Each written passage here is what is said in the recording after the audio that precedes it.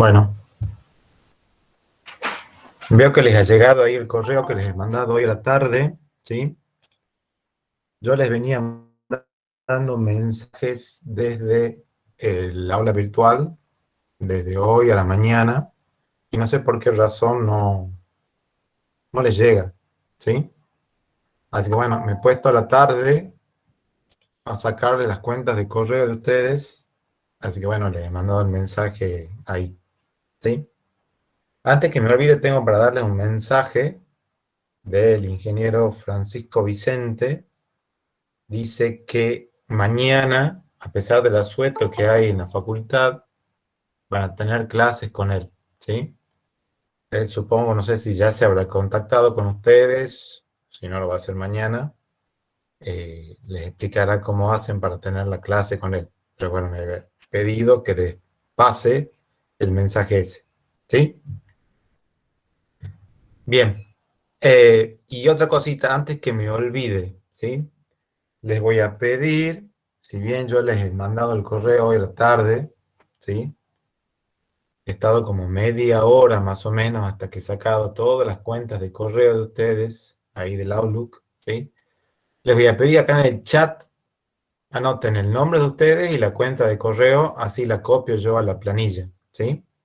Y antes de que empiecen a mandar ahí la cuenta de correo, ¿para qué esa cuenta de correo que les voy a pedir ahí?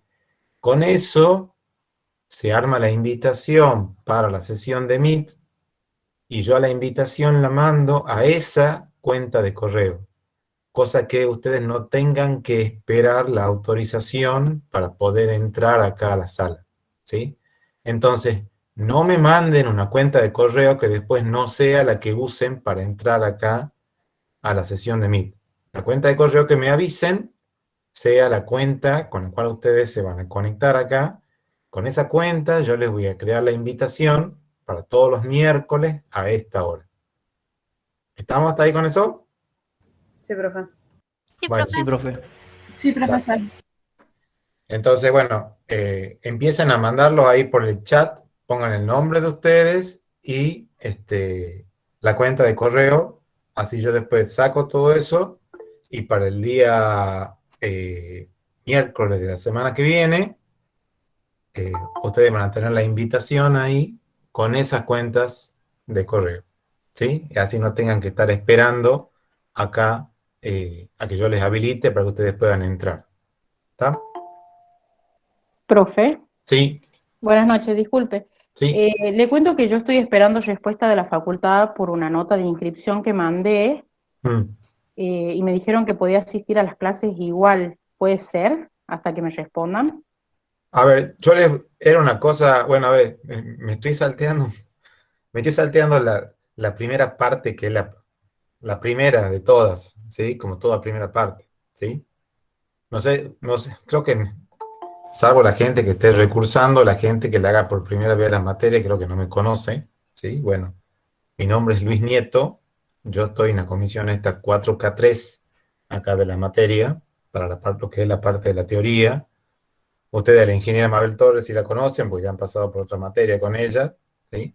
También está acá en esta materia, también está en la teoría, y después está el ingeniero Francisco Vicente, que está acá en la práctica, ¿sí? Eso por darle los otros avisos, ya me estaba olvidando de decirles cómo me llamo, ¿está? Eh, una cosa que yo les quiero comentar, decirles a ustedes. No sé si ustedes ven ahí en la sesión de Meet cuánta gente hay conectada en este momento, ¿sí? Acá, dejando de lado que puede haber gente que haya entrado, no sé, con la máquina y el celular, pero deben ser dos o tres, figuran 82 personas conectadas, ¿sí? No sé si ustedes sabrán, es imposible, pero así es imposible, dar una clase así virtual con 82 personas, ¿sí? Yo ya he hablado en la facultad, ya he dicho, no puede ser que tenga la comisión esta, la 4K3, de la gente que está anotada ahí por CISACAD por lo menos, hasta hoy a la tarde, había 64 personas. ¿Sí?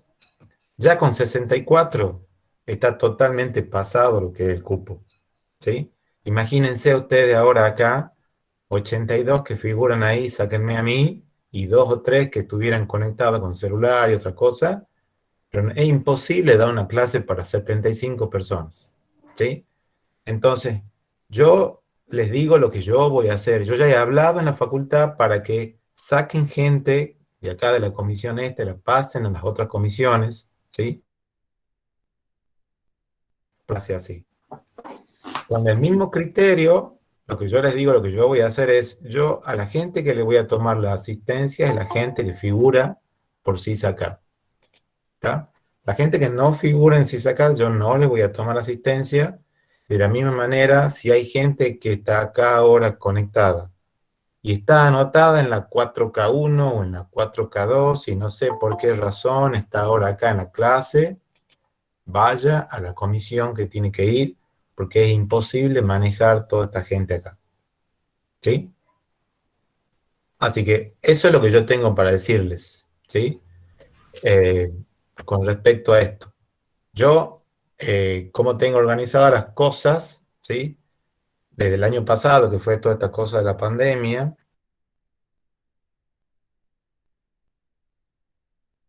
nosotros no hemos estado trabajando con el campus virtual, ¿sí? Ellos, por un lado, ellos han estado trabajando con la plataforma Teams, yo he venido trabajando con la plataforma esta, no también armado, que es el Classroom, que ya después les voy a avisar cómo entran ahí, ¿está? Pero la gente que va a estar ahí es la gente que figura en SISACAD. No voy a tomar gente así de manera condicional, que comisiones. Si fuera que acá somos 10, les diría no tengo problema, ¿sí? Pero fíjense, sigue entrando gente, ya vamos a 85 personas. Obviamente que en cualquier momento la conexión se cae, se va a cortar el audio, todas las cosas que ustedes ya saben que pasa con esto de la virtualidad. Entonces, es muy difícil manejar así. Yo ya les reitero de nuevo, he hablado en la facultad, le he dicho que dejen ya de admitir gente en la comisión 4K3 y que inclusive saquen gente acá de la 4K3 y la pasen para las otras comisiones, ¿sí? Porque encima se da todos los años que hay gente que se anota y no aparece en ninguna clase y tampoco tiene la gentileza de borrarse, ¿sí? Entonces, gente que todas las clases, cuando toma la asistencia, ausente, ausente, ausente, hay gente que tiene que cursar en esta comisión por motivos laborales, no puede entrar, es todo un lío, ¿sí? Pero que desgraciadamente no lo puedo resolver yo a ese problema, ¿está? Así que bueno, eso es lo que tengo para decirles con respecto a esto, ¿sí? Para el miércoles que viene, yo todas las invitaciones que vaya a mandar es gente que figura acá en la 4K3 por SISACAD, ¿sí? Buenas noches, ingeniero. Hola, buenas noches. ¿Qué tal? Disculpe que lo interrumpa. Yo soy Maximiliano Ratti. Sí, Le quería comentar, yo volví a la facultad este año después de un tiempito largo de ausencia, sí. por cuestiones obviamente personal y bueno, y demás. Me está faltando cursar su materia únicamente.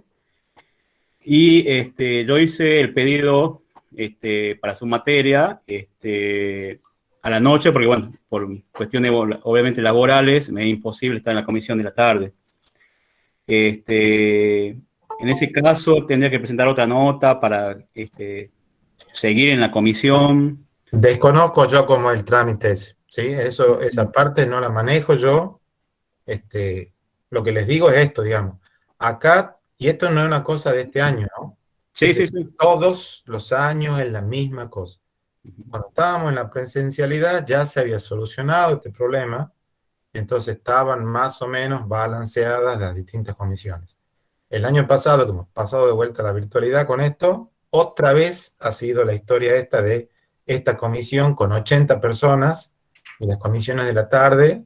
Si ustedes se fijan en la comisión de la tarde, una de las comisiones creo que tiene 15 y la otra anda por ahí nada más, ¿sí? Yo le Entonces, quería preguntar, ingeniero, ¿usted daría prioridad a la gente que trabaja? es que eso no depende de mí, ¿está? Esta comisión tiene este horario y si por razones laborales, la gente no puede, lo que tienen que hacer es abrir 2 comisiones a la noche. Claro. ¿Está? No pueden seguir con una comisión a la noche, con 80, y las comisiones de la tarde con 15. Claro. ¿Está?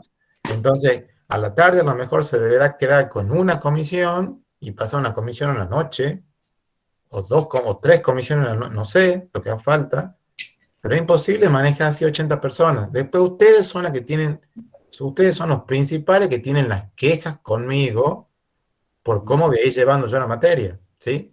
Porque como les digo, no puedo manejarla de otra forma, ¿sí?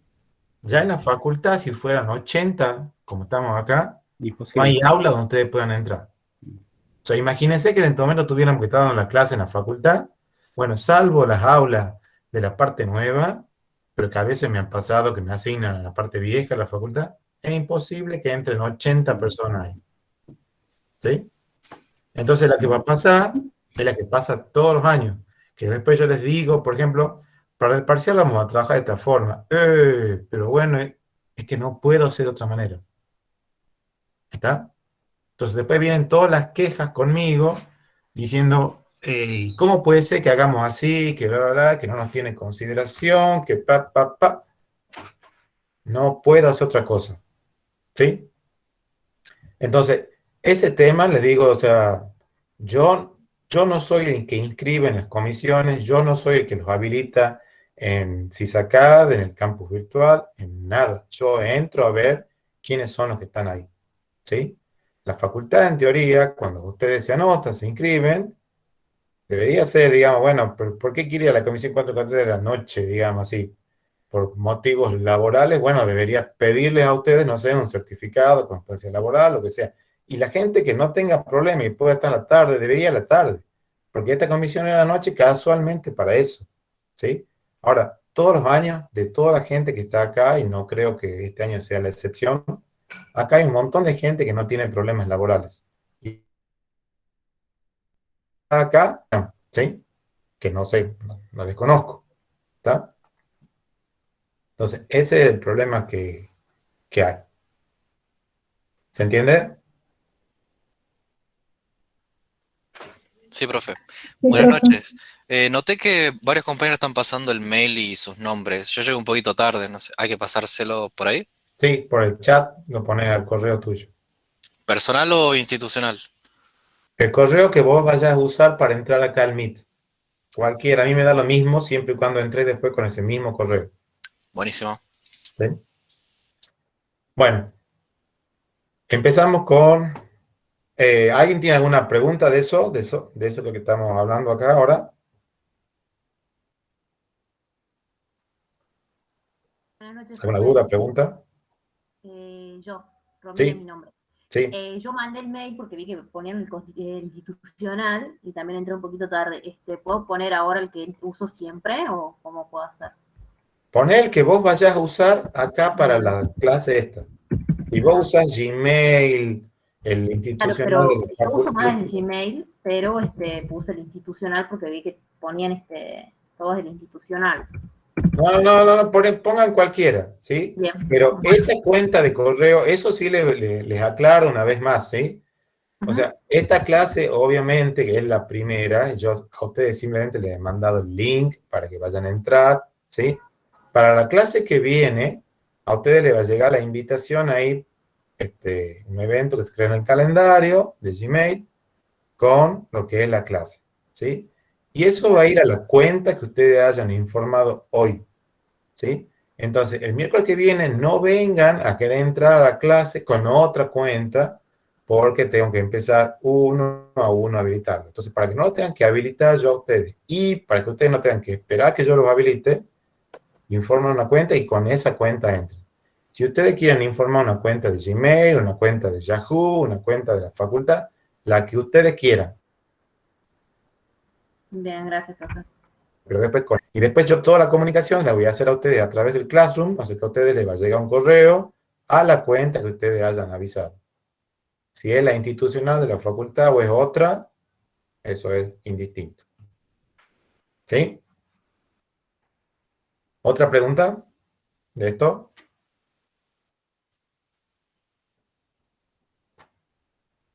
¿Nada? Bueno, le voy a compartir la pantalla mía para pasarle las diapositivas de esto, ¿sí?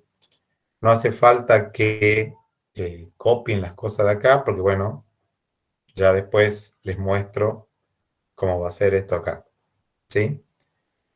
¿Ustedes han trabajado con el Classroom en alguna materia, por casualidad? Sí, profe. Por ejemplo, una electiva. ¿La electiva? Bueno, Yo en mi caso no sé cómo No, se hace. en el mío tampoco. Tampoco. bueno. Acá les voy a mandar acá por el chat también. Ahora,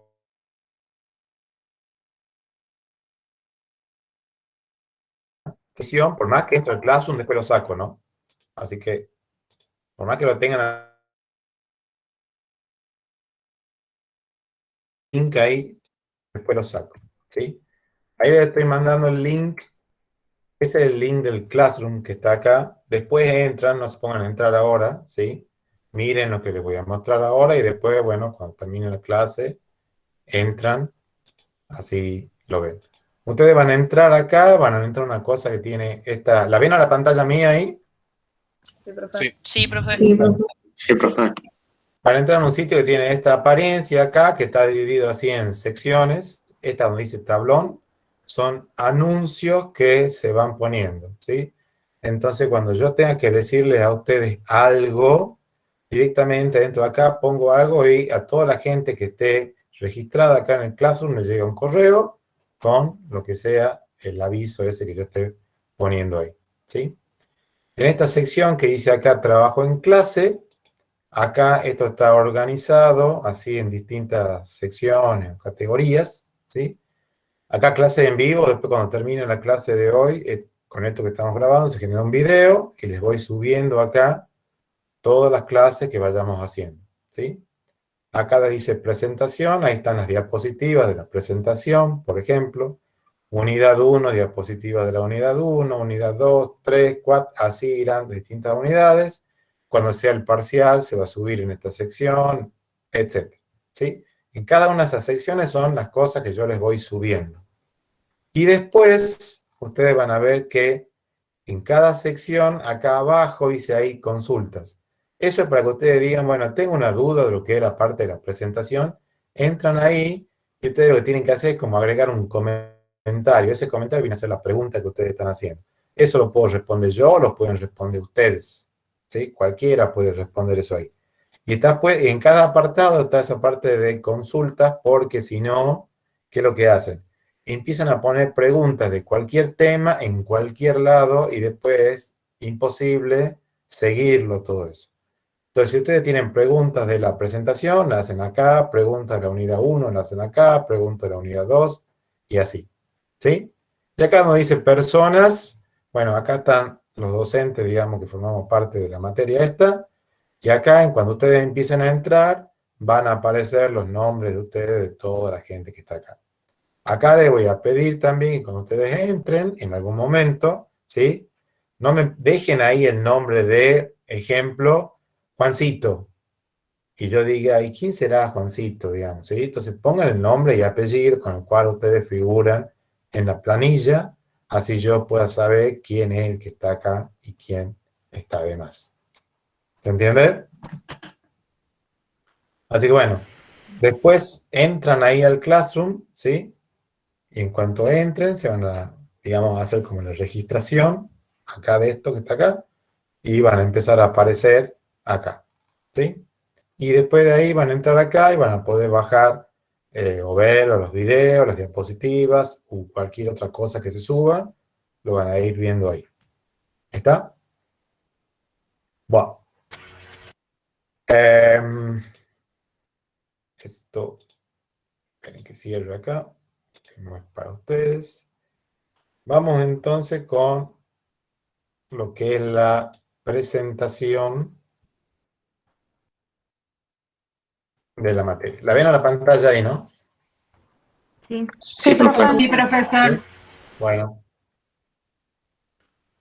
Ahí tienen por las dudas, esto también lo pueden sacar ahí del aula virtual. Bueno, tienen el correo mío de la ingeniera Mabel Torres, del ingeniero Francisco Vicente, ¿sí? Pueden escribir ahí si ustedes tienen alguna duda con respecto a algo de lo que vayamos viendo en la materia, ¿sí? Pero cuando digo duda con respecto a algo que vengo en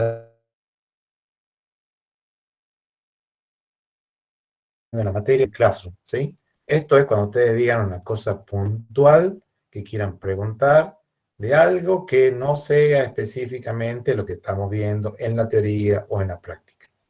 Para eso tienen el correo ese ahí, para que ustedes puedan consultar lo que necesiten, ¿sí?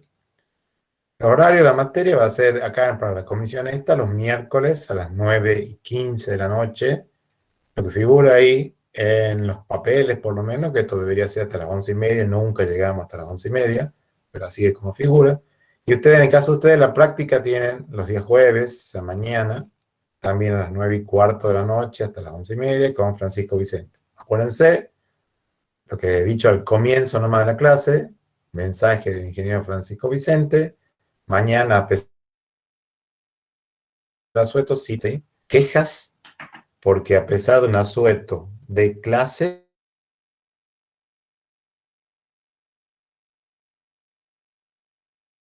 él está bien. Disculpe, profe, se me Sí, cortó. Mencionó que mañana hay clases. sí, Buenísimo. eso, ¿sí? Bueno, objetivo que busca esta materia, como dice ahí, que ustedes más o menos conozcan cuáles son los distintos componentes de un proyecto de ingeniería de software, que conozcan algunos de los estándares que hay, por ejemplo, relacionados al tema de calidad en el desarrollo de software, que conozcan los componentes de un plan de aseguramiento de la calidad, ¿sí? Esas cosas vamos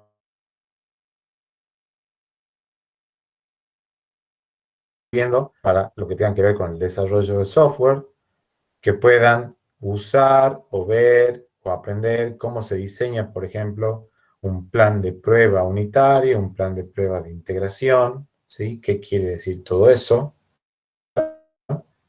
Y acá tienen ustedes bibliografía que pueden consultar, ¿sí? Están estos libros que están acá, que están puestos en esta diapositiva.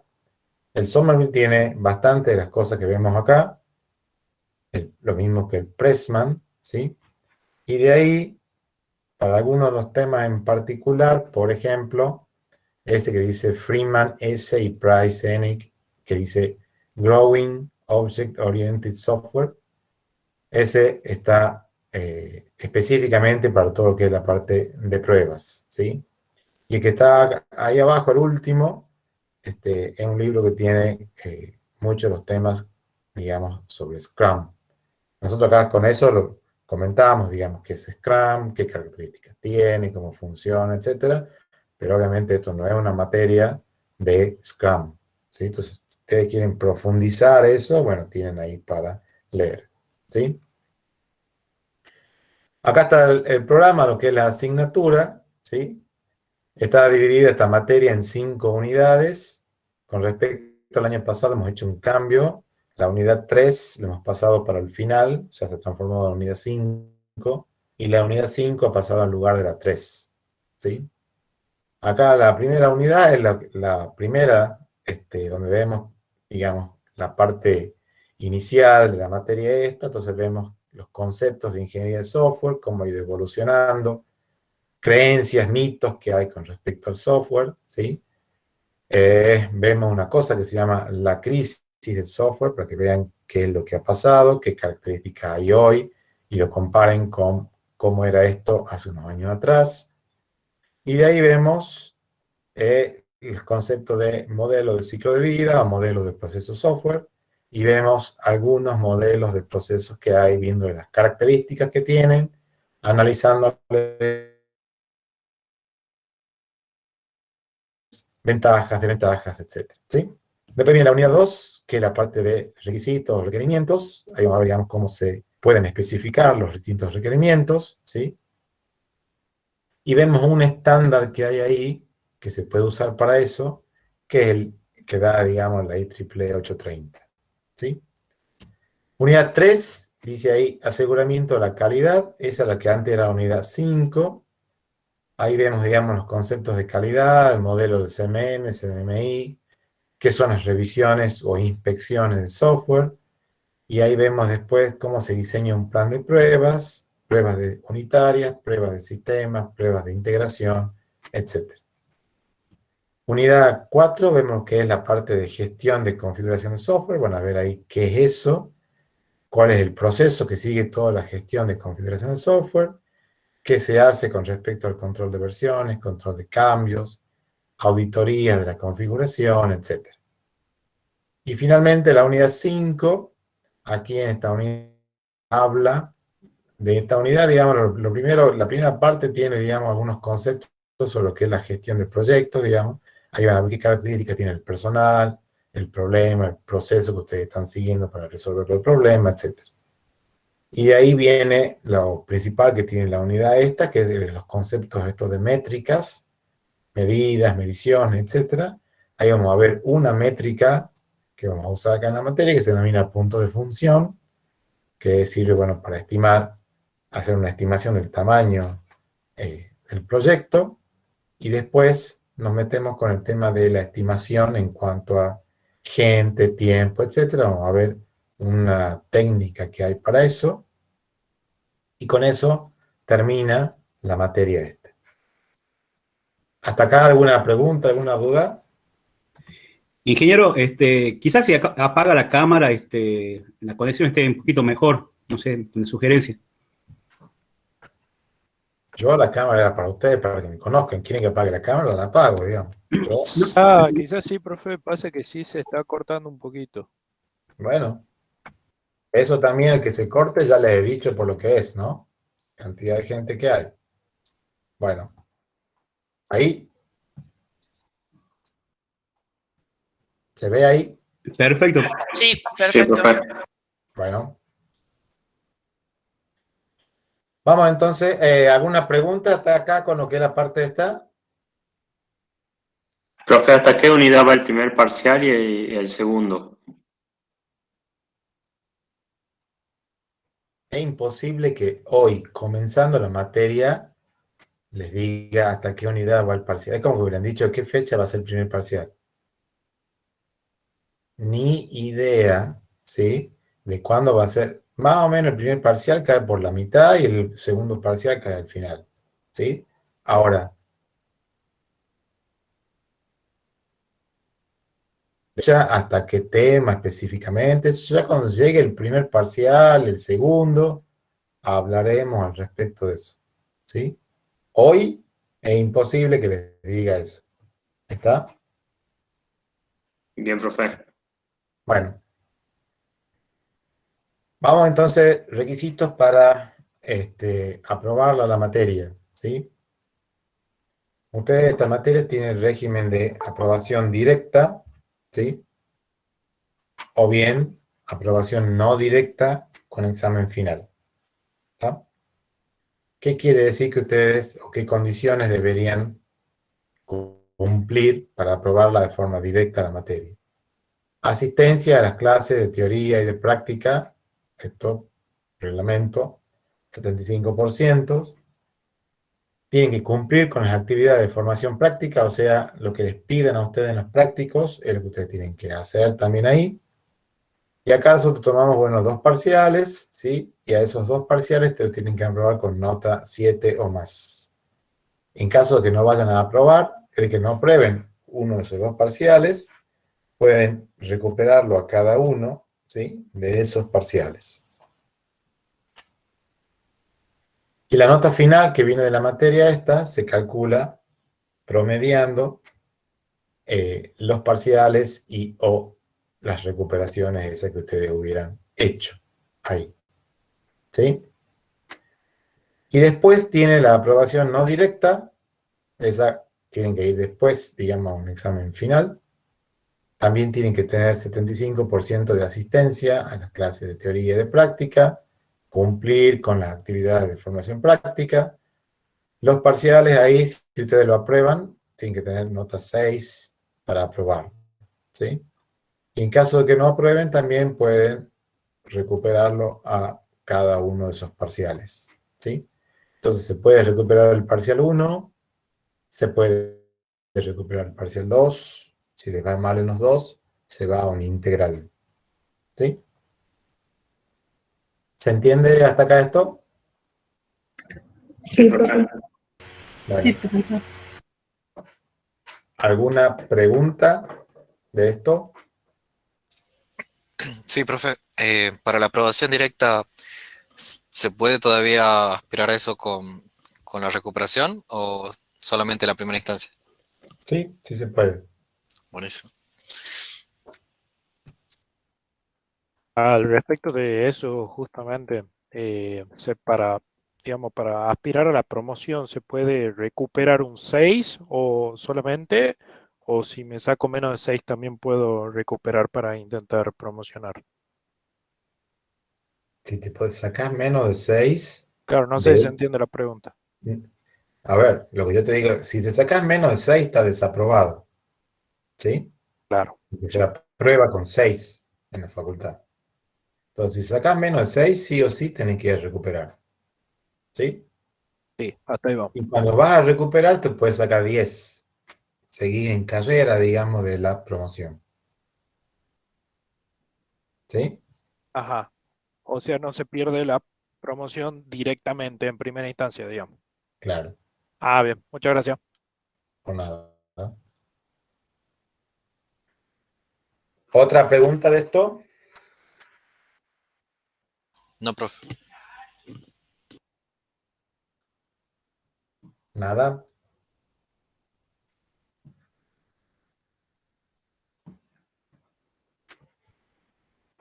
Nada, nada.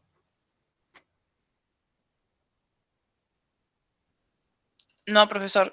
No, profe. Bueno, creo que aquí termina lo que es la parte de la presentación de la materia, ¿sí? Les repito, cuando vayamos acercándonos a la fecha del parcial, obviamente que se le va a comunicar eso con anticipación, se les va a decir cómo va a ser la metodología del parcial, ¿sí? Pero todo eso una vez que estemos, digamos, acercándonos al primer parcial, ¿sí? Lo que hemos hecho el año pasado con respecto a los parciales han sido unos parciales que tenían 3 preguntas y ustedes tenían media hora para responder esas 3 preguntas, ¿sí? El parcial se subía al Classroom, de ahí lo bajaban y tenían media hora para responder esas 3 preguntas que estaban ahí, ¿sí? No sé si a este año, esa es la modalidad que he seguido yo en esta comisión. La ingeniera Torre ha tomado otra misma, cambiaré, no sé, ya veré. Eso se les va a avisar cuando estemos por llegar al primer parcial. ¿Está? Profe, disculpe, Sí. está mi compañero en la sala de espera. 9:15, decirle a tu compañera que era la clase, ¿no? Se le cortó el internet, profe, por eso se salió de la llamada. Bueno. Bien. ¿Ninguna pregunta entonces de esto? No, profe. Bueno, creo que acá termina. Ah, bueno. Estas actividades de formación práctica, yo les decía, bueno, ustedes van a tener ahí, eso lo ven con Francisco Vicente, ¿sí? Esto, algunas cosas se las puede hacer, otras no, ¿sí? Como por ejemplo un laboratorio sobre pruebas de software o una exposición oral grupal sobre distintos temas que tengan que ver con la parte de configuración de software. Pero bueno, eso lo van a hablar bien, lo van a ver bien con Francisco, ¿sí? Ahí estaba listo eso. Si no hay ninguna pregunta, empezamos con lo que es la primera unidad, entonces, de la materia. ¿Sí? Sí, profe. Sí, profesor. Sí, profe.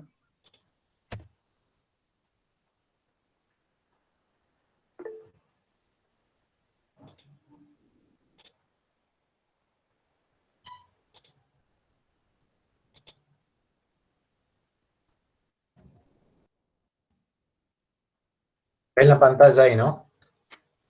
Sí, profe. Sí, Bueno, profe. esta primera unidad, los temas que se ven acá es, bueno, cómo ha ido evolucionando el software, ¿sí? Mitos, creencias que hay con respecto al software. Se ve acá el concepto de ingeniería de software, que la ingeniería es una definición, no más que la ingeniería de software asistida por computadora, el modelado del proceso y el ciclo de vida, y algunos modelos de proceso que hay, y acá vemos qué características tienen, qué ventajas tiene uno sobre otro, cuándo convendría seguir uno, cuándo convendría seguir otro, ¿sí? Bien. Si ustedes tuvieran que resolver un problema de la vida real y ese problema no tuviera que ver absolutamente nada con lo que sea un sistema, una computadora, sino cualquier problema que ustedes tengan en la vida real, más o menos, como están puestas ahí en las diapositivas, ustedes van a seguir esa serie de pasos que están ahí, ¿sí? Esos pasos, como dicen ahí, bueno, el primero de esos pasos será, bueno, para que yo pueda tratar de resolver un problema, lo primero que tengo que hacer es entenderlo, el problema, ¿sí? Y lo que dice ahí con el punto 1 de identificarlo el problema. Si yo no entiendo qué problema tengo que resolver, y no voy a poder buscar ni una, ni dos, ni ninguna alternativa de cómo resolver eso. Entonces, lo primero que tengo que hacer es identificarlo el problema. Una vez que yo lo tenga identificado a ese problema, una cosa que me puede ayudar a ver de qué manera lo puedo resolver a ese problema es, por ejemplo, hacer alguna representación del problema, algún esquema, algo que a mí me permita entenderlo un poco mejor a ese problema. Y cuando yo lo tenga ya bien identificado, bien definido, bien comprendido el problema, ahí podré ver de qué forma lo puedo resolver a ese problema. Y según los problemas que ustedes estén queriendo resolver, habrá 2, 3, N maneras distintas de resolverlo ese problema. Seguramente cada una de esas formas va a tener sus ventajas, sus desventajas, ganaré algo, perderé algo. Entonces ustedes tendrán que saber qué es lo que les conviene a ustedes priorizar para que ustedes se queden con una forma o se queden con otra forma ahí. ¿Sí? Una vez que ustedes han visto, digamos, esas distintas maneras que ustedes puedan llegar a tener para resolver ese problema, lo que tendrán que hacer es, bueno, aplicarlo a una de esas soluciones, ¿sí? Ver si esa solución que ustedes están aplicando se puede mejorar para el problema que ustedes están queriendo resolver o no. Y una vez que hayan aplicado esa solución, bueno, tienen que ver cómo les ha ido con eso. Como dice ahí, mirar atrás y evaluar los resultados. Porque puede que ustedes hayan elegido una determinada manera, la aplican para resolver el problema, y después resulta que no era la opción más adecuada. ¿Sí? Esos son más o menos los pasos que ustedes tienen que seguir ahí para analizar un problema cualquiera. ¿Sí? Si ustedes eso lo quieren simplificar, dicen, bueno, de alguna manera tienen que saber qué es lo que tienen que hacer, o sea, entender los problemas. De alguna manera tienen que decidir cómo van a resolver el problema. Una vez que hayan decidido eso, tienen que resolverlo, lo que dice ahí como paso 3, o sea, hacerlo, probar el resultado, o sea, ver la solución que ustedes hayan elegido, ver qué tan bien o qué tan mal ha resuelto el problema, y finalmente usarlo a ese resultado. ¿Sí? Entonces dice acá, bueno, si uno hace un resumen de todo esto, primero se empieza con la necesidad de un problema, o sea, el qué. Luego esa necesidad se convierte en un diseño, ¿sí? Ese diseño que ustedes lleguen a hacer ahí va a depender de cuánta experiencia ustedes tengan en resolver ese tipo de problemas, según el problema que ustedes quieran resolver, según las características de la gente que vaya a trabajar en la resolución de ese problema, etc. Y eso tiene que ver con el cómo, o sea, el cómo hacen ustedes para resolver el problema ese. Y una vez que tienen hecho eso, bueno, tienen que analizar, simular, realizar todo ese diseño, hacerle pruebas a todo eso. Y cuanto más sepan ustedes sobre el problema que están queriendo hacer, mejor van a poder comprobar el diseño, más chances tienen de que ese diseño que ustedes hayan elegido sea el correcto. Si ustedes esto lo quieren llevar, por ejemplo, al campo de la solución de un problema tratado por computadora, ustedes cuanta más experiencia tengan, por ejemplo, en el diseño de un modelo de una base de datos, más chances tienen de que cuando tengan un nuevo problema, el diseño que ustedes hagan sea el adecuado. ¿Por qué? Porque ustedes ya han pasado en otras oportunidades por distintos problemas, han hecho distintos diseños, han aplicado ese diseño. Una vez que han aplicado ese diseño, se han dado cuenta que en algunos casos conviene hacer una cosa de una manera, en otros casos conviene hacer otra cosa de otra manera. Ustedes van ganando experiencia. Cuanta más experiencia tengan, más chances tienen que los diseños que ustedes hagan sean los más adecuados para resolver un problema cualquiera. ¿Se entiende eso hasta acá? Sí, sí, se entiende. Sí, profe. Sí, profe. Bien. ¿Qué pasaba entonces ahora unos cuantos años atrás? ¿Sí? La manera de desarrollar software años atrás era bastante distinta a como se lo hace hoy. ¿Sí? Y lo que dice acá la diapositiva es, al comienzo, ¿sí? Había muy pocos métodos definidos, por lo tanto, se trabajaba como se podía o dependiendo de lo que sabía la persona que estaba en esto, ¿sí? No había prácticamente planificación de nada, entonces era imposible al comienzo tener una idea más o menos de cuánto tiempo podía llevar a hacer eso, cuánta gente podía llevar a hacer eso, qué recursos iba a implicar ese problema, cantidad de dinero, etc. ¿Sí? Lo que se hacía dependía 100% del hardware con el cual contaba. Entonces, no daba lo mismo hacer un diseño para el hardware A, para resolver un determinado problema, que hacer un diseño para el hardware B teniendo el mismo problema. ¿Sí? Por lo general, la misma persona que era el que estaba desarrollando algo o tratando de solucionar el problema o lo que sea, era la misma persona que después utilizaba ese software.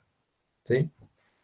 Había poca o nada de documentación, entonces todo estaba en la cabeza de la persona que había escrito o diseñado el sistema, ¿sí? Nada de métodos formales. La construcción de software era totalmente impredecible y dependía del autor. O sea, dado un mismo problema, dos personas distintas podían llegar a soluciones totalmente distintas para resolver el mismo problema. ¿Sí? Después de ahí han habido distintos cambios, ¿sí? Al comienzo cambios chicos y después cada vez cambios más grandes, ¿sí? Ha ido mejorando el rendimiento del hardware, ha ido cambiando la arquitectura de software y hardware con la cual, digamos, se contaba para desarrollar. Ha ido aumentando la capacidad de memoria, la capacidad de almacenamiento, cada vez con más opciones de dispositivos de entrada-salida, ¿sí?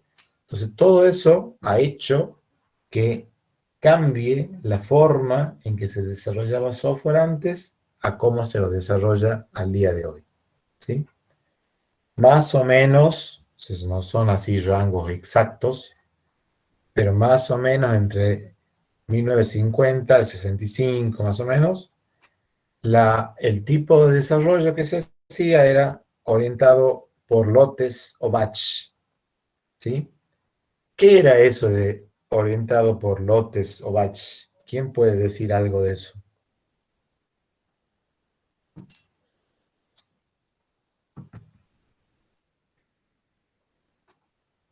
No es que no es que se coloca una gran cantidad de datos como para procesar y se lo envía así para que el sistema justamente lo procese de esa manera. No hay mucha interacción, quiero decir, de usuario-máquina, ¿verdad? Bueno, pero en realidad no tiene que ver con que haya muchos datos o pocos datos. Podría haber pocos datos, ¿sí? O muchos. Y de la misma manera, habiendo poco o habiendo muchos, yo puedo hacer procesamiento batch, ¿sí? Procesamiento batch es un procesamiento así de tipo secuencial. Entonces, se va haciendo una cosa y no se hace nada más hasta que no se termine esa cosa que se está haciendo. Se termina eso y se puede procesar lo siguiente. Termina eso, se puede procesar lo siguiente. Y así, va todo encolado, ¿sí?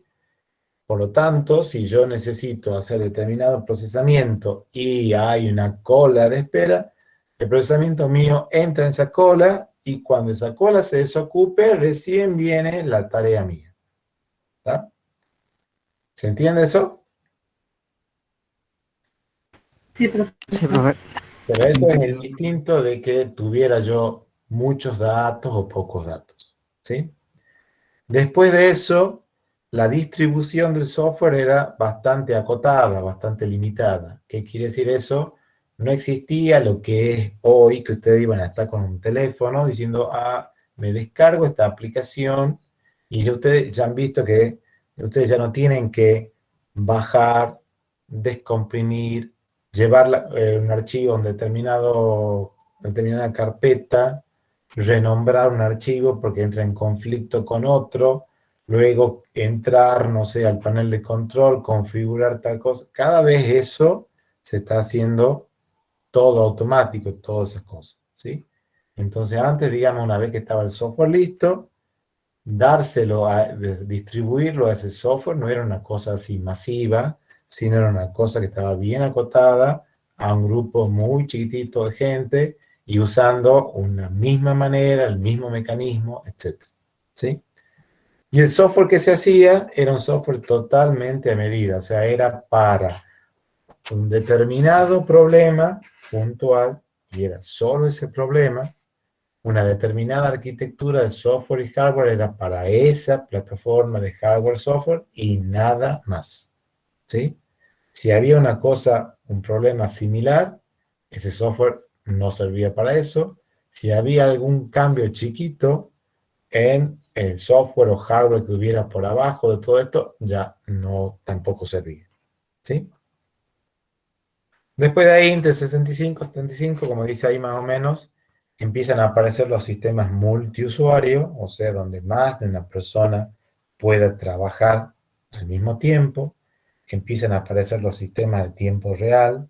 En el sentido, tiempo real es cuando uno le pide algo al sistema y en el acto, digamos, tiene la respuesta por parte del sistema, ¿sí?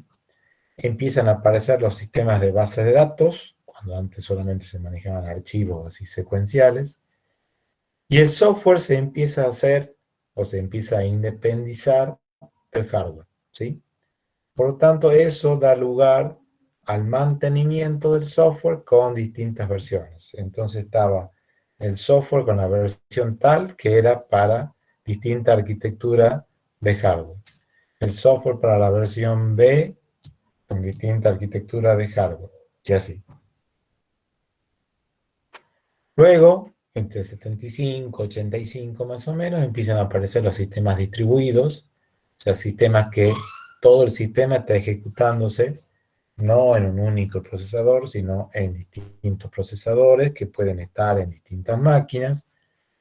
Empieza cada vez el hardware a tener menos costo, aparece el concepto, no solo el concepto, sino aparece el microprocesadores, o sea, ya no eran las grandes máquinas que había antes, ¿sí? Y eso lleva a que haya un gran impacto en el consumo. Entonces, la gente, que antes, digamos, que todos estos sistemas estaban solamente en la oficina de algún investigador o de alguna empresa, etcétera, ahora esto empieza a llegar a la gente, digamos, a su casa de manera así más masiva, que antes no existía eso. Luego, más o menos así entre el 85 y el 2000, esos sistemas así personales se empiezan a hacer cada vez más potentes, ¿sí? Aparecen los conceptos de esto de tecnologías orientadas a objetos. Antes era todo el paradigma con el cual se resolvían las cosas, era el tipo procedimental o estructurado. Las máquinas cada vez más conectadas en red, se empieza a hacer computación en paralelo, ¿sí? Hasta que, bueno, del 2000, no sé, hasta la fecha a lo mejor, por ahí, todo esto se traslada a la web, ¿sí? O sea, todo esto que estamos hablando, de repente ahora ya no está corriendo en una máquina en particular, sino puede estar en N máquinas, donde puede ser accedido desde cualquier lugar. Aparece el concepto de reutilización de la información, o sea, algo que yo tenga, ejemplo, una librería, la puedo usar yo, la puedo usar cualquiera, la puede adaptar, la puede modificar, etc. Se empiezan a hacer componentes de software reutilizables, ¿sí? Entonces, algo que yo haga, tengo la posibilidad de después usarlo en otro proyecto mío, o bien un tercero también lo puede usar en otro proyecto que necesitara. Entonces, si ustedes se fijan, la manera en que se desarrollaba software, más o menos cuando empieza esto, así en 1950, a cómo con las características que había antes, ¿sí? Hacen que la forma de desarrollar software haya cambiado mucho con respecto a años anteriores, ¿sí? La cosa es que problemas que había antes siguen al día de hoy. No todos, ¿sí?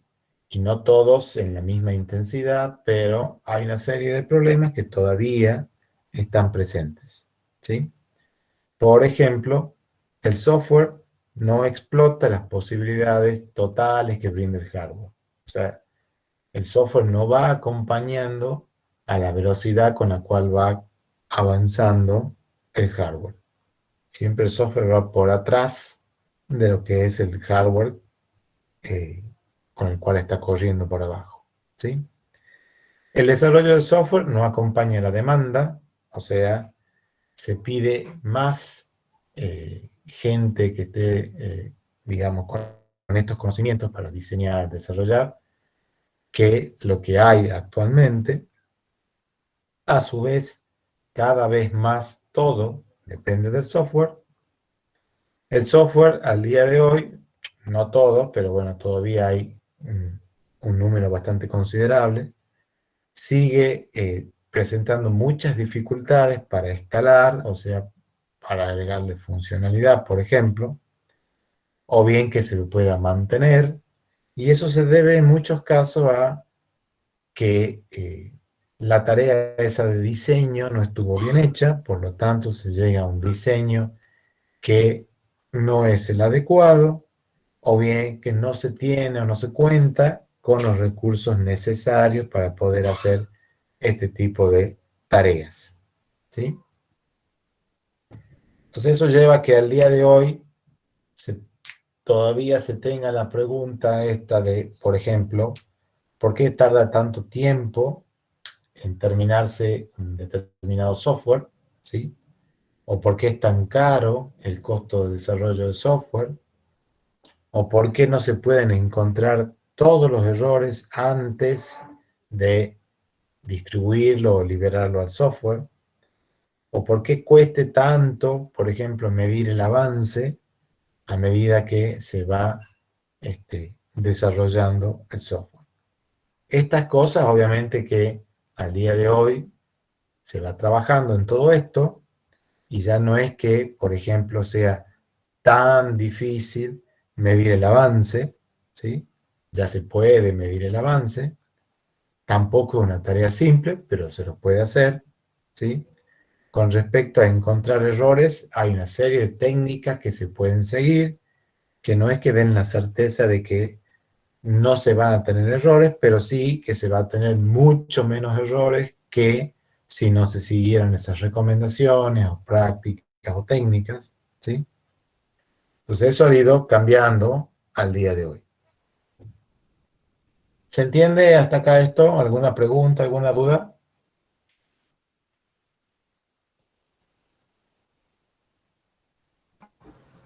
Sí, profe, se entendió todo. Todo bien, profe. ¿Todo bien? Bueno, denme un segundo, que me voy a levantar, a servir un vaso con agua. Ahí vengo.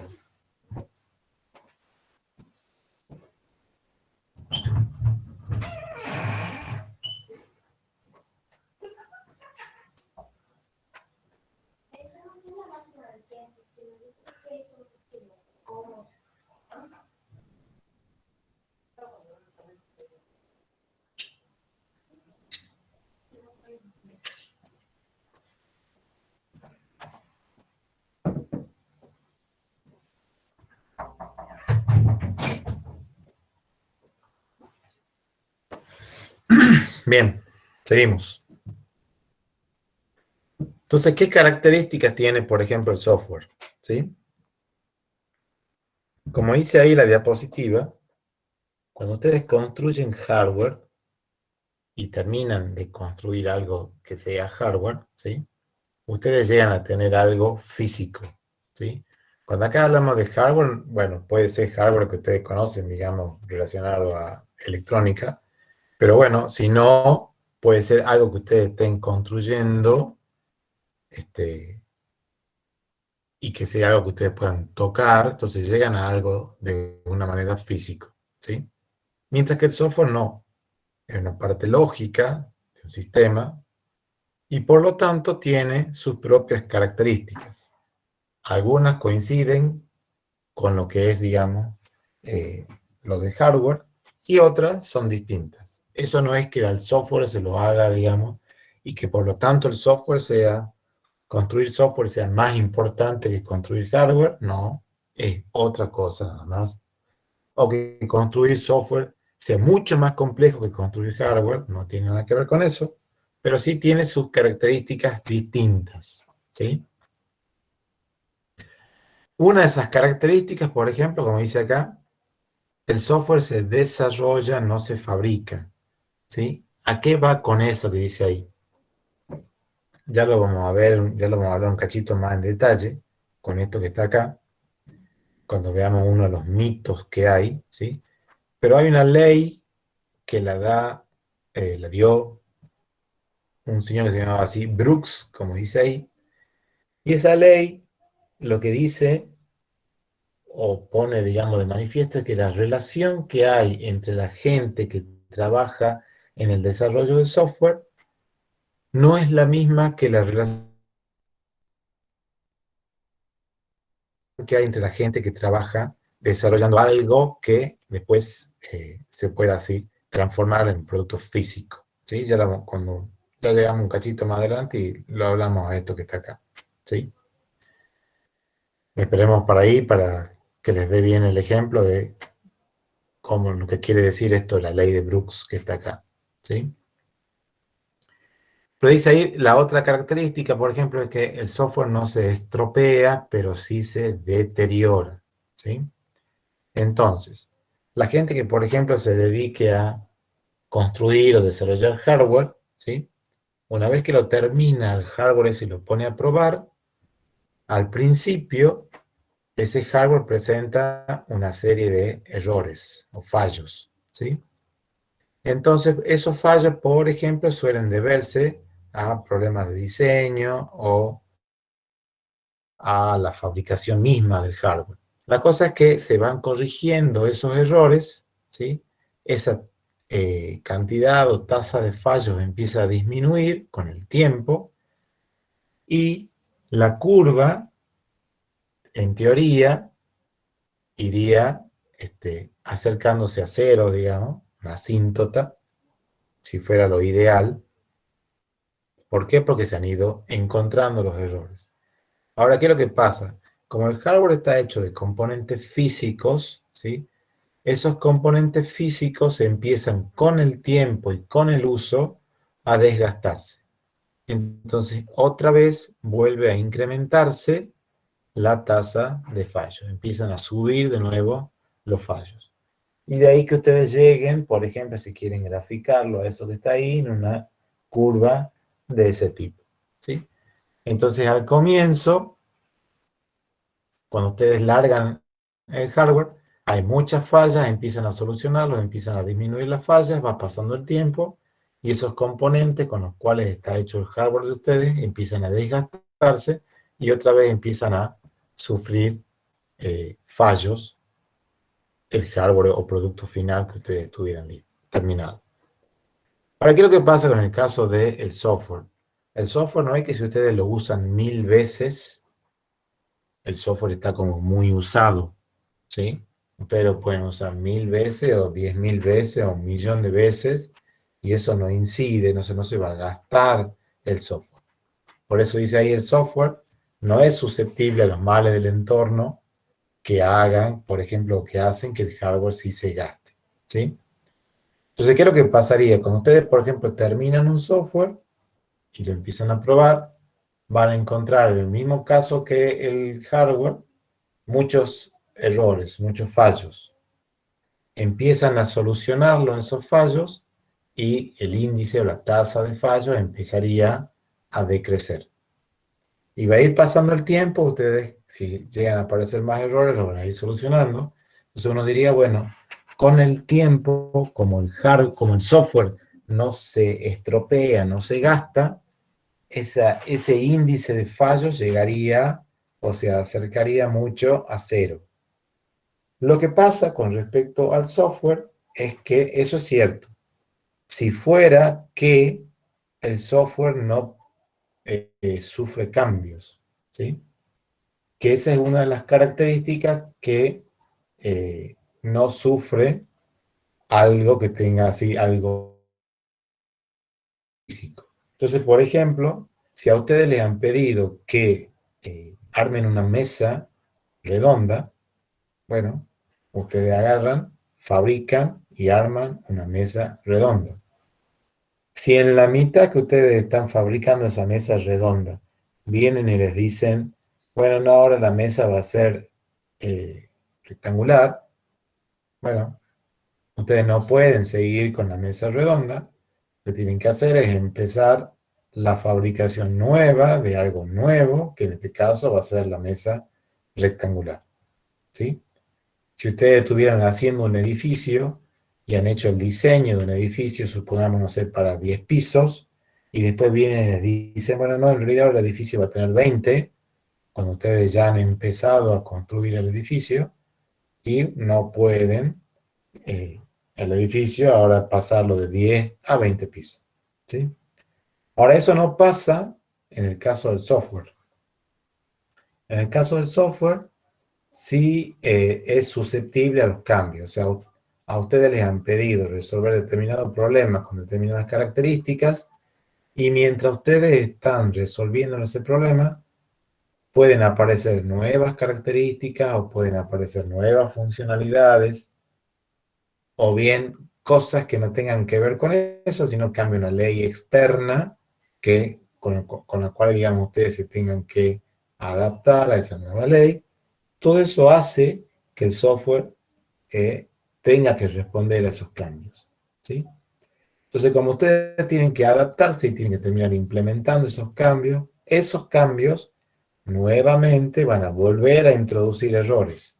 Ustedes lo van a volver a solucionar, otra vez la curva va a empezar a bajar hasta que venga un próximo cambio que otra vez va a volver a introducir errores y así.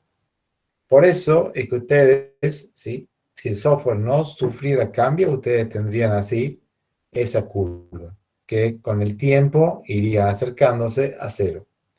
El tema es que como sufre esos cambios, ¿sí? Ustedes van a llegar a tener una curva como esta que está acá, ¿sí? en donde ustedes empiezan a solucionar los problemas, viene un cambio, otra vez se introducen errores, vuelven a solucionar los cambios, empiezan a bajar de vuelta la curva, otra vez viene un cambio, y así. Y así se va a lo largo de todo el ciclo de vida del software que ustedes estuvieran trabajando. ¿Se entiende esto hasta acá? Sí, profe. Sí, profesor. Sí, profe. Bueno. Después dice, en el caso, bueno, la mayoría del software dice se construye a medida, ¿sí? Entonces dice ahí, por ejemplo, en el caso del hardware, es muy común que ustedes puedan reutilizar componentes. O sea, si ustedes, por ejemplo, alguna vez han visto algún circuito, van a ver que ustedes tienen en la placa, hay distintos componentes, qué sé yo. Uno de esos componentes, por ejemplo, es una resistencia, ¿sí? O un capacitor, ese tipo de cosas. Bueno, ese capacitor que está usado en el componente que ustedes están viendo, lo pueden usar ahí y lo pueden usar en cuanto circuito ustedes necesiten. O sea, no es que ese capacitor sea para su circuito en particular y no existe otro más. De hecho, ustedes pueden ir y les decir, bueno, necesito un capacitor de tal característica y lo compran en cualquier lado que venda eso y directamente ustedes lo usan a ese capacitor, a esa resistencia, etc. ¿Sí? Por eso dice ahí, en el caso del hardware, ustedes, por ejemplo, hacen un esquema del circuito, lo analizan, van a seleccionar los distintos componentes que ustedes vayan a necesitar para eso, compran los componentes y solucionado su desarrollo de hardware, ¿sí? En el caso del software, la cosa es un poco distinta, ¿sí? Como dice ahí, a partir más o menos de la década del 60, se ha empezado a trabajar en librerías, ¿sí? Con una serie de algoritmos. O sea, alguien que había encontrado, por ejemplo, un buen método para ordenar, no sé, un vector, a eso lo puso disponible en una librería. ¿Para qué? Para que cada vez que alguien tuviera que ordenar un vector, no tenga que estar buscando y pensando la mejor manera de hacerlo. Directamente usa esa librería y esa librería dice, bueno, si hay que ordenar un vector, directamente se llama a tal función de esta librería y se le pasa por argumento, no sé, el nombre del vector, el tamaño, lo que sea, y lo que va a hacer la librería lo va a devolver a ese vector ordenado, ¿sí? Entonces, a trabajar de esa forma se ha empezado más o menos así, de la década del 60, ¿sí? Al día de hoy, a esas librerías que solamente eran algoritmos, o sea, métodos, funciones para hacer algo, también se le han agregado datos, ¿sí? Esto viene, digamos, con el tema del surgimiento de la orientación a objetos. Y a todo eso se lo ha encapsulado en los conceptos de clases y objetos. Entonces, lo que ustedes tenían antes disponibles como librería de funciones simplemente, ahora también lo tienen disponible como librería donde hay datos más funciones o métodos, ¿sí? De todas maneras, si ustedes compararan la cantidad o funcionalidad que le dan estas librerías de software, van a ver que es menor eso a la funcionalidad que ustedes pueden lograr con la reutilización de hardware, ¿sí?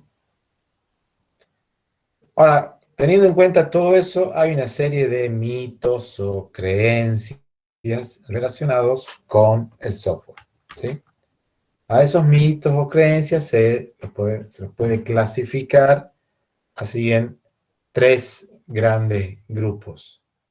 Mitos relacionados con la gestión, mitos relacionados con el cliente, mitos relacionados con desarrolladores, ¿sí? ¿Qué quiere decir que uno hable, por ejemplo, de un mito relacionado con la gestión? ¿Qué mito hay, por ejemplo, relacionado a la gestión?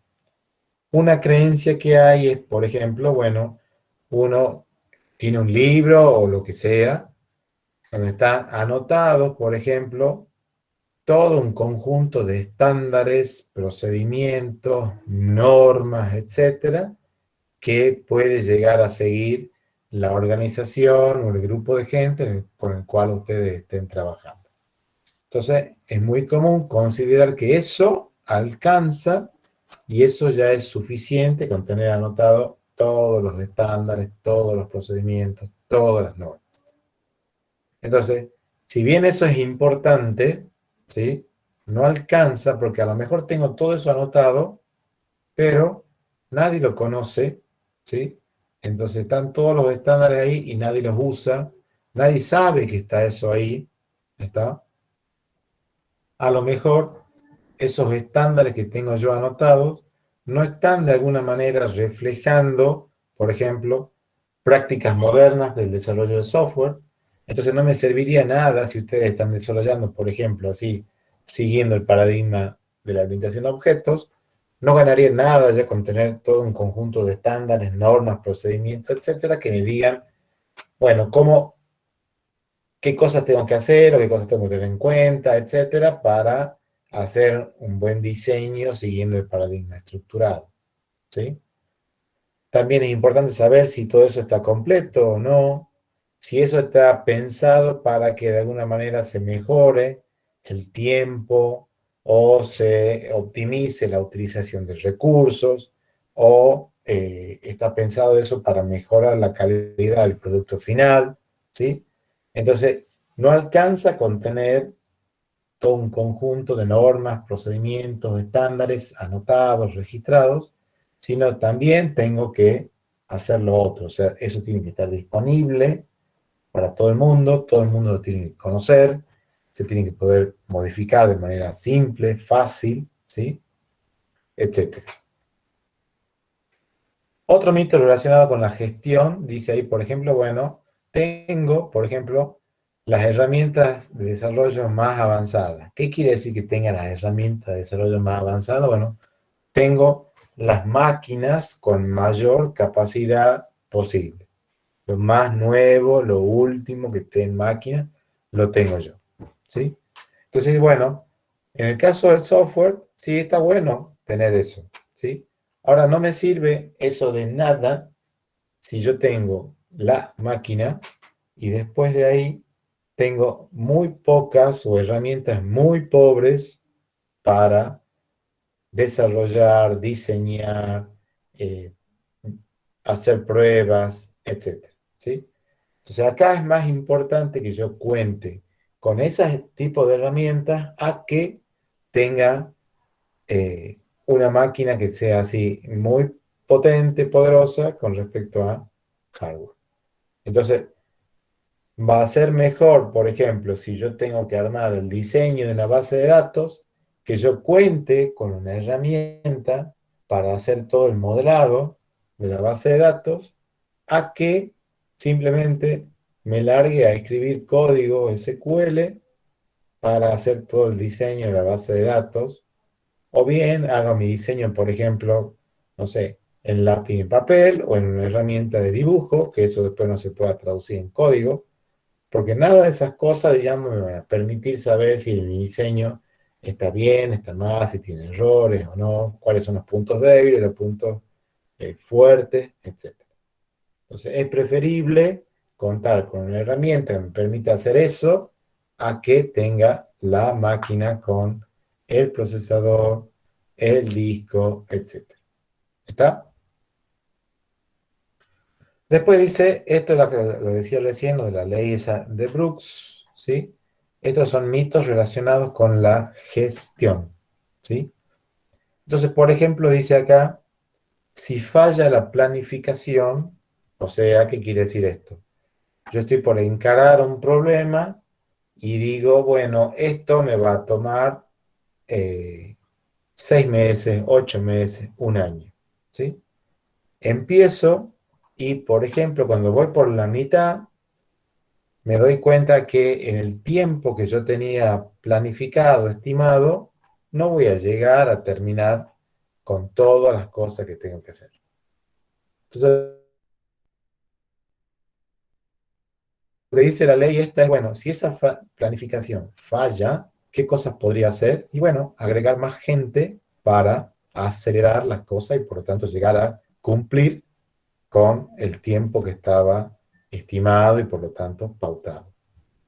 Entonces ahí sale la ley de Brooks que dice, bueno, agregar gente a un proyecto de software que viene demorado, retrasado, lo que hace es demorarlo más todavía. ¿Sí? Ahora, ¿por qué será que pasa esto? ¿Quién puede decir algo de eso? Y yo pienso que cuando se agrega alguien nuevo hay que entrenarlo, esa persona se pregunta, tiene que aprender, hay que entrenarla. Es mucho tiempo no solamente de una persona, sino de todo el equipo al que se integra. Esa persona le pregunta a los desarrolladores, a las distintas áreas y genera todo un proceso, ¿no?, de aprendizaje hasta que esa persona toma ownership del proyecto. Ujú. Bien. ¿Vos trabajás en algún lado? Sí, hago análisis de calidad y justamente nos pasó esto hace poco. ¿En dónde trabajas? Trabajo en DonWeb, Ajá. una empresa que ofrece hosting en Rosario. Bien. Bueno, pasa eso que está diciendo Víctor Salinas, sos vos, ¿no es cierto? Sí.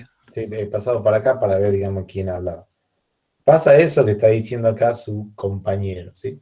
Entonces, suponga que, para hacer una analogía, vamos a, ¿qué pasaría en el caso de yo estuviera haciendo algo físico? Entonces ustedes dicen, bueno, están en su casa, todos los años doy el mismo ejemplo, pero bueno, se entiende, así que bueno, seguimos con el mismo ejemplo. Ustedes están en su casa y dicen, bueno, yo tengo que hacer una pared, ahora tengo que levantar una pared acá en el fondo de mi casa. Entonces viene la gente que va a levantar la pared, obviamente toma las medidas de esa pared, y dicen, bueno, esta pared nosotros nos demoramos una semana en levantarla entera la pared. ¿Listo? Empiezan y resulta que cuando ya van por 3, 4 días se dan cuenta que no van a llegar a terminar la pared en una semana.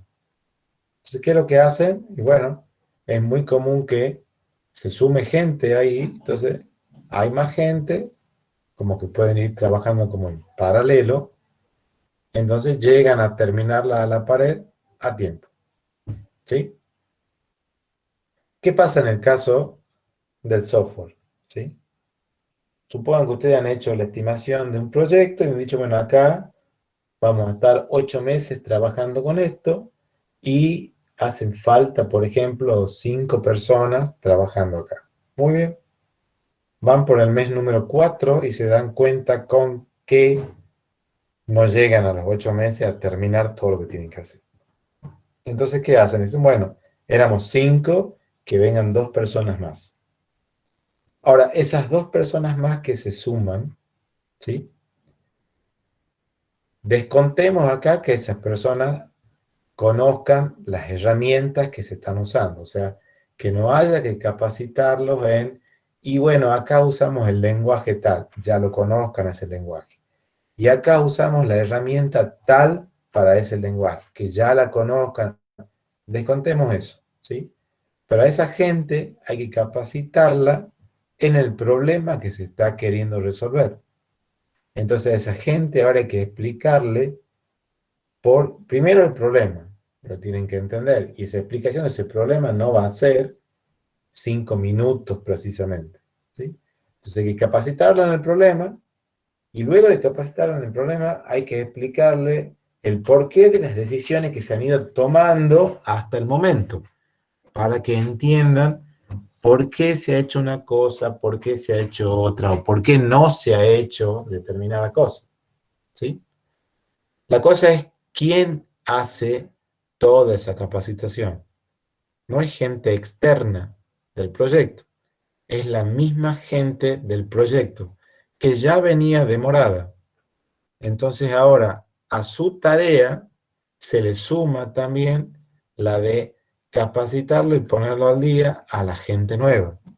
Entonces, si antes, por ponerlo en números, trabajaba 8 horas en el problema, ahora a lo mejor trabaja 6 horas en el problema porque estás 2 horas capacitando a la gente nueva. ¿Sí? Entonces, conclusión de esto que estamos diciendo acá, si ustedes están en un proyecto de software que viene demorado, lo peor que pueden hacer es meter gente para terminarlo a tiempo el proyecto ese. Acá también hay que hacer una distinción, ¿sí? Depende en qué momento quiera meterle a la gente esa nueva.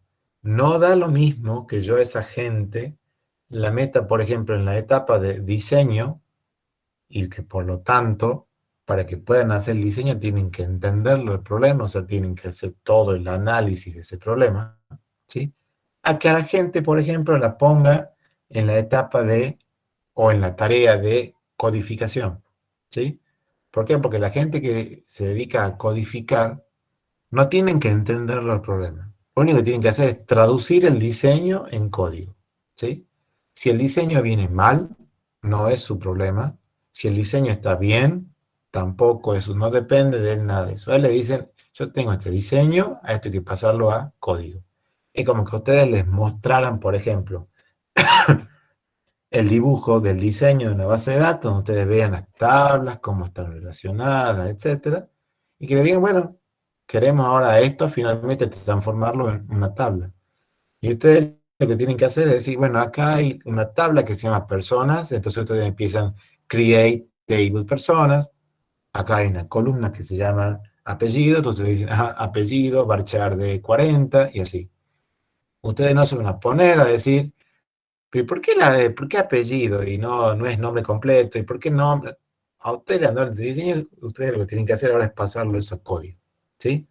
Hacer ese tipo de tarea donde no requiere que ustedes entiendan el porqué de determinadas cosas, es distinto a que ustedes sumen a la gente en tareas que impliquen entenderlo al problema, entenderlo al diseño, etc.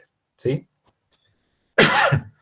Entonces, se tienen que quedar con esto de la ley de Brooks, que agregar gente a un proyecto que viene demorado lo demora más, ¿sí? Y sobre todo si ustedes agregan esa gente en tareas que están en etapas tempranas del proyecto, ¿sí? Si lo agregan para el final, bueno, es distinto a que si lo hacen al comienzo. ¿Se entiende la idea de esto? Sí, profesor. profesor. Sí, profesor. Bueno. Después dice acá, por ejemplo, mito del cliente, ¿sí? Dice ahí, por ejemplo, dice, una declaración general de los objetivos ya es suficiente para que ustedes puedan empezar con el problema, resolverlo y pueden dejar los detalles para más adelante, ¿sí? Bueno, esto está pensado mucho en cómo se desarrollaba antes con lo que era siguiendo, por ejemplo, los modelos de proceso de tipo secuencial o cascada. Esos modelos lo que tenían la característica era que había que entender todo el problema al comienzo para, según eso, hacer el diseño de todo el problema y luego hacer la codificación de todo el problema, ¿sí? Al día de hoy no se trabaja de esa manera, pero sí se trabaja en donde, bueno, al comienzo no tengo que entender todo hasta el último detalle, pero sí tengo que entender lo principal, lo más importante, lo prioritario, lo más riesgoso al comienzo, ¿sí? Eso no lo puedo dejar para después, porque si lo llego a dejar para después, una de las posibilidades, la peor, es que cuando yo diga empiece, después diga, no, esto en realidad no se lo puede hacer, ¿sí? O bien, no llegue al caso extremo, pero sí llegue que, bueno, esto estaba pensado para 1 año y después hemos terminado 2 años. O el doble de gente, o el doble de presupuesto, etc. ¿Por qué? Porque detalles que eran prioritarios, muy riesgosos, etc., han sido dejados para el final y eso después ha incidido en que haya que cambiar cosas que tengan que ver con diseño, etc. ¿Sí? Por eso es muy importante que este tipo de cosas estén de alguna manera escritas o expresadas de una manera lo más formal y detallado posible, ¿sí? Y reitero, no es que haga falta hasta el último de los detalles, pero sí de lo principal, lo más riesgoso, lo más importante, eso tiene que estar al comienzo, bien especificado, bien detallado. ¿Sí? Después ahí dice, bueno, otro mito del cliente, dice, cambios en los requisitos se pueden acomodar fácilmente porque el software es flexible. La gente es muy de creer que porque el software, al software se le pueden pedir cambios y por lo tanto se tiene que adaptar a esos cambios, que a raíz de eso se cree que, bueno, pedirle cambios al software se lo puede hacer en cualquier momento y en cualquier momento el software puede modificarse y no cuesta nada hacer esa modificación, ¿sí? La cosa es que cuanto más tarde en todo el, digamos, lo que es el ciclo de vida del desarrollo de un producto software, se produce un cambio, más cuesta implementarlo ese cambio. Cuando hablamos de que más cuesta, no quiere decir que más cuesta en dinero necesariamente. Puede que sí, pero acá cuando decimos más cuesta, es más cuesta en esfuerzo, en recursos, en gente. Obviamente eso después se va a traducir también en dinero, pero no es específicamente dinero. ¿Sí? Entonces ustedes están viendo ahí en esa diapositiva, en ese dibujo, que si ustedes, por ejemplo, necesitan un cambio importante en la etapa de mantenimiento, eso cuesta entre 60 y 100 veces, digamos, que si ustedes a eso lo hubieran hecho, por ejemplo, en la etapa de definición del proyecto, ¿sí? La definición, cuando ustedes recién no están tratando de entender que ahí se produzcan cambios, cuesta mucho menos implementar esos cambios que si ustedes lo hacen bien avanzado en la etapa del proyecto. Después dice, por ejemplo, otro mito, dice, bueno, todo el trabajo de un desarrollador termina cuando el software se está funcionando y se entrega ese software funcionando al cliente. ¿Sí? En realidad, cuando se hace la primera entrega al cliente, concluye una primera etapa, digamos, en todo lo que es el desarrollo del software. Y a partir de ahí arranca otra etapa que se denomina mantenimiento, ¿sí? Y ese mantenimiento, por lo general, es mucho, si uno lo pone en proporción, es mucho más grande o pesa mucho más que esa primera etapa, ¿sí? Por eso también van a ver ahí que a veces se habla acá sobre el modelo del iceberg, que dice, por ejemplo, la etapa de mantenimiento representa más o menos 70-80% de todo el esfuerzo que ustedes hagan con respecto al desarrollo del software. Y la primera etapa, que es cuando ustedes le entregan por primera vez al cliente algo, representa el 20-30% de todo el esfuerzo ese. ¿Sí? Después también otro mito que hay relacionado hacia el desarrollador que dice, la calidad se mide sobre software que está en ejecución. Lo que está diciendo eso ahí es que a lo único que se le puede medir para saber si está bien o mal, etcétera, se pueden hacer mediciones de algo, digamos, para ver cuál es el grado de calidad de eso, es al software. O sea, hasta que yo no tenga la cosa corriendo, ejecutándose, y no puedo medir nada. ¿Sí? La cosa es que está demostrado, y eso después lo dejamos para la unidad número 3, en este caso, que hay un concepto que se puede ir aplicando desde el día 1, en el cual se empieza a trabajar con todo esto, que se denominan revisiones. Revisiones o inspecciones de software. Y esas revisiones o inspecciones de software se lo puede hacer a software o se lo puede hacer a cosas que no necesariamente sean software. O sea, uno le puede hacer una revisión, por ejemplo, a un diseño, le puede hacer una revisión a una especificación, a una documentación, a una planificación, a cualquiera de las cosas que uno va produciendo a lo largo de todo el ciclo de vida, se le pueden ir haciendo estas revisiones. Ya después vamos a hablar, cuando lleguemos a unidad, cómo son esas revisiones, qué características tienen, quiénes las hacen, etc. ¿Sí? La cosa es que está demostrado que si desde el día 1 se van haciendo revisiones, cuando después se llega a tener el software ya ese que está ejecutándose en funcionamiento, ese software tiene muchas menos probabilidades de presentar errores que si no se hubieran ido haciendo estas revisiones desde el momento inicial o bien temprano. ¿Sí? Y también, creo que este es el último mito del desarrollador, lo único que se le entrega al cliente, por ejemplo, el software que está funcionando. Bueno, eso también es falso, ¿sí? Porque según el cliente, según el problema, según la organización que esté haciendo el software, etc., además de lo que es el software específicamente, se le pueden entregar otras cosas. Ejemplo, documentación, ejemplo, diagramas de lo que se ha ido produciendo, planificaciones, etc. O sea, se pueden entregar distintas cosas, ¿sí?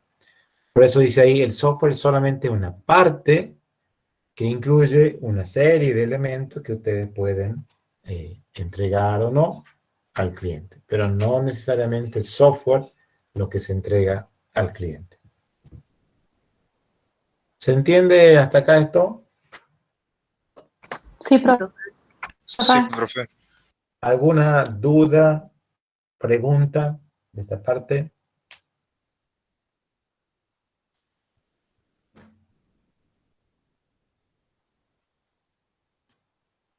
¿Nada? Profe, No, profe, se entrega el software funcionando, se puede entregar con el instalador, obviamente, que haga las secuencias, se instale todo y que funcione el software, o también es el código que se entrega al cliente. Y depende del caso del cliente, también se puede llegar a entregarle el código. ¿Sí? Eso va a depender, digamos, de características del cliente, características del problema, características de distintas cosas. ¿Sí? Al día de hoy ustedes pueden acceder, por ejemplo, a código que ha hecho otro y lo pone disponible para que todo el mundo tenga acceso a eso y lo use, y si lo quieren modificar, que lo modifique. ¿Sí? Bien, profe. Y en ese caso de que se entregue el código, ¿se entregaría con todos los diagramas? Y puede ser también. Perfecto, profe. ¿Sí? Pero todo eso ya depende De un pacto con el cliente, digamos. claro, y de la organización en la cual estés trabajando, el problema que estés resolviendo, etc. Bien, profe, gracias. ¿Sí?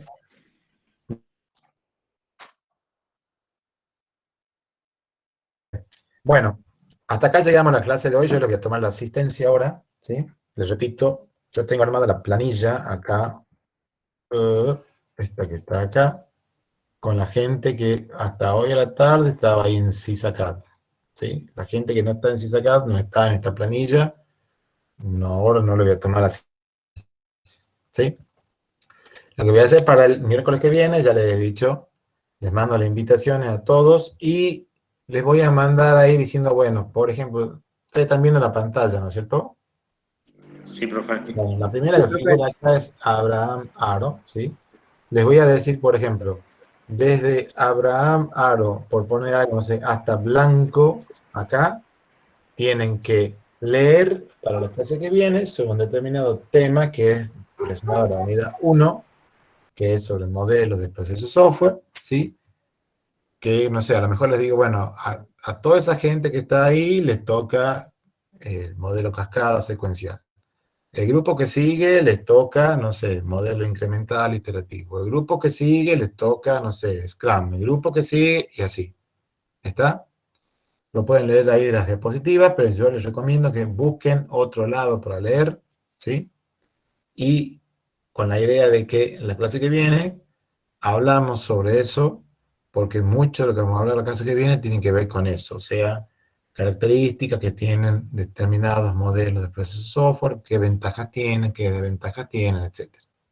¿Está? Bien, profe. Bueno, profe. Vamos entonces. Abraham. Presente. Acosta. Presente. Adur, Presente. Aguirre, Presente. Alawi, Ardiles, Presente. Arnedo, Presente. Asfoura, Presente, profe. Barraza, Carrera, Presente. Hassan, Presente.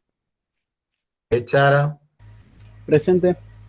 Blanco, Presente. Bota, Presente. Justos, Presente. Campanelli, Presente. Caro, Nazábal, Carrizo, Sesca, Presente. Cobo, Presente. Poletti, Presente. Olque,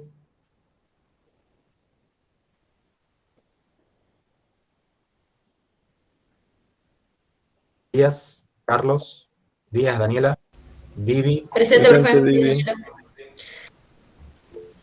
Presente, Divi. ¿Quién está presente? Disculpen. Díaz, Daniela. Díaz Daniela está presente. Bien. Sí. Y Divi también. Bueno, Colque también está presente, profe. Está En presente el en el chat, chat, que no tiene sí lo micrófono. escribe. bueno. Colque. Epstein, Carrizo, Presente, profe. Carrizo Joana también está presente, pero estoy en el chat. Profe, a ver, disculpe. Carrizo, ¿me has dicho? Sí, Carrizo Joana. Sí. Bien. Profe. Disculpe, Barraza Frías también está presente. Tuve un problema con el micrófono. Está bien. Gracias, Vale. profe. Bueno. Profe, Nicolás Col que está diciendo por chat que también está. Sí, ya no. Farfán, Presente, profe. Fernández, Figueroa Félix, Presente. Figueroa Pablo, Presente. Sony, Presente, Frosoni. Ambarte, Presente, profe. García Sergio, Presente, profe. Gonza, Presente, profe. Gramajo, Presente, profe. Amici, Hormigo, Presente, Hormigo, profe. Frick, Presente. Lamas, Presente. López, Presente, profe. Profe. Presente.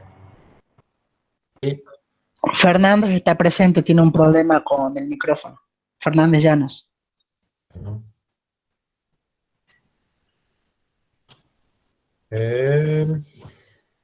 Mendoza, Presente.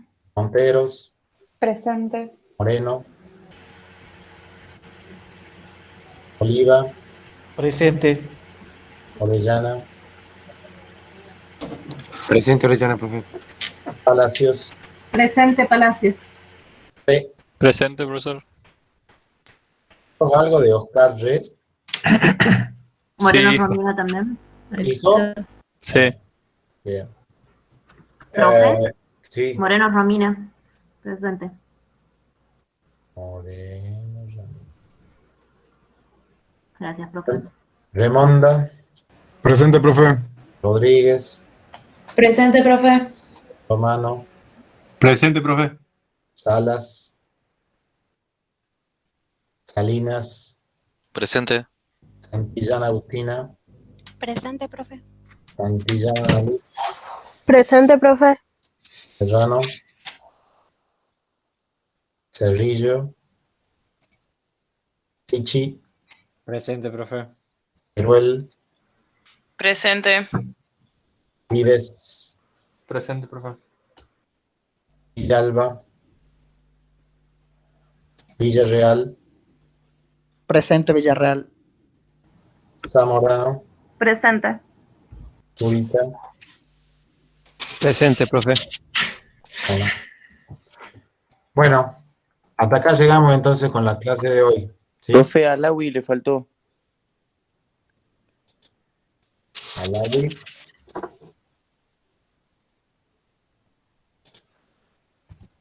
Gracias. Profe, Sí. ¿Puede repetir los temas que vamos a ver la clase que viene, que no lo escuché bien? Eso se lo voy a mandar por correo yo. Ok, Así lo tengo. ¿Sí? bien. Bueno, nos vemos entonces el miércoles que viene, ¿ah? Listo, profe. Hasta luego, profe. Hasta luego, profe. Gracias. Hasta luego. Hasta luego, profe. Nos vemos. Hasta luego, profe. Profe, Sí. no corte, profe. A mí todavía no me escribieron en sección alumnos. Tengo que presentar la nota.